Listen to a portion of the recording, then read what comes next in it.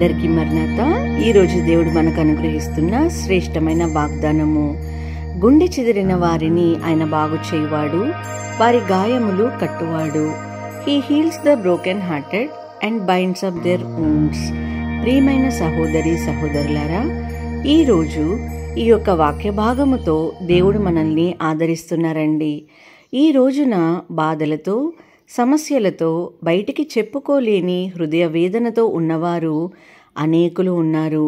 ఈ మధ్య జరిగిన ఒక ప్రాముఖ్యమైన యూనివర్సిటీ చేసిన సర్వేలో వారేం కనుగొన్నారంటే 18 years పైబడిన ప్రతి నలుగురిలో 2 ఏదో ఒక మానసిక రోగంతో బాధపడుతున్నారు అని వారు కనుక్కున్నారండి. అవును ప్రియమైన సహోదరి సహోదరులారా, ఇప్పుడున్న ఉరుకుల పరుగుల జీవితంలో కేవలం డబ్బుకు మాత్రమే విలువనిచ్చే ఈ సమాజంలో బంధాలకు, బంధుత్వాలకు, బాంధవ్యాలకు విలువ లేకుండా పోయిందండి. అందువలన నమ్ముకున్న వారే మనల్ని మోసపరుస్తుంటారు. ప్రాణంగా ప్రేమించిన వారే మనల్ని ద్వేషిస్తుంటారు. స్నేహితులే మనల్ని విడనాడుతారు. అటువంటి పరిస్థితిలో మన మనస్సును, మనకు కలిగిన ఆవేదనను దేవుడు మాత్రమే చూసుకుంటారు. మన శరీరమునకు ఏమైనా గాయము అయితే అందరికీ తెలుస్తుంది. దాన్ని తగ్గించడానికి ఏదో ఒక మందు ఉంటుంది, కానీ మన హృదయానికి తగిలిన గాయము ఎవరికి తెలుస్తుంది? దానిని ఏ డాక్టర్ కూడా నయము చేయలేరండి. నీలో ఉన్న హృదయ వేదన నీకు, ఆ దేవునికి మాత్రమే తెలుసు. ఎవరికి కూడా దాన్ని తగ్గించలేరు, కేవలము మన యేసయ్య తప్ప. అందుకే ఈ లేఖనముల ద్వారా ప్రభు మనతో అంటున్నారు, గుండె చెదిరిన వారిని నేను బాగు చేయువాడను, వారి గాయములను కట్టువాడను అని. ప్రయాసపడి భారం మోసుకుంటున్న సమస్త జనులారా, నా యొద్దకు రండి, నేను మీకు విశ్రాంతిని కలుగచేయును అని సాత్వికుడును దీన మనసు గలవాడును కనుక మీ మీద నా కాడి ఎత్తుకొని నా యొద్ద నేర్చుకునిడి, అప్పుడు మీ ప్రాణములకు విశ్రాంతి దొరుకును. ఏలయనగా నా కాడి సులువుగాను, నా భారము తేలికగాను ఉన్నది అని అన్నారండి.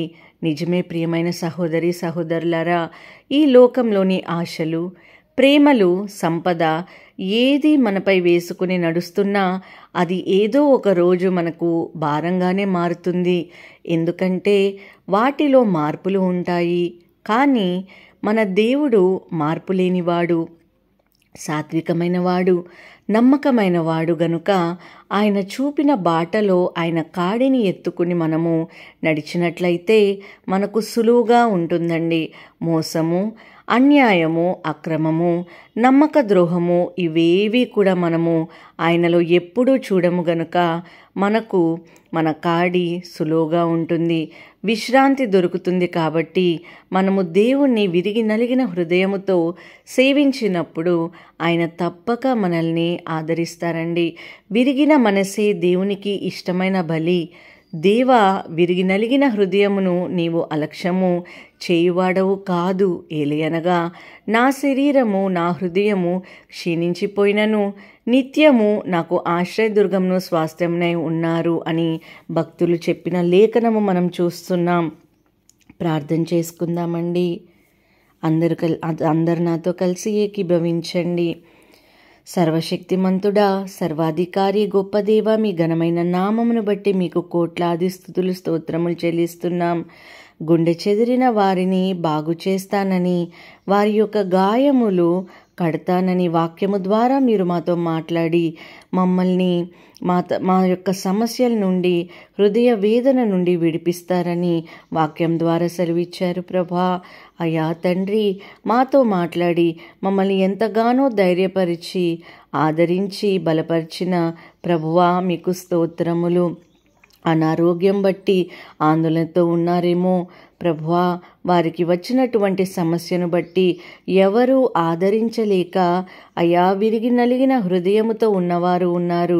ప్రభువా, అట్టి బిడ్డలను మీరు బలపరచండి. మీ వాక్కు ద్వారా అయ్యా వారికి ధైర్యాన్ని ప్రసాదించమని బ్రతిమలాడుకొంచున్నాము. ప్రభువా, వారికి ఉన్న ప్రతి బలహీనతను కొట్టివేయమని యేసు నామములో అడిగి వేడుకొంచున్నాము తండ్రి. ఆమేన్. అందరికీ మరణాత.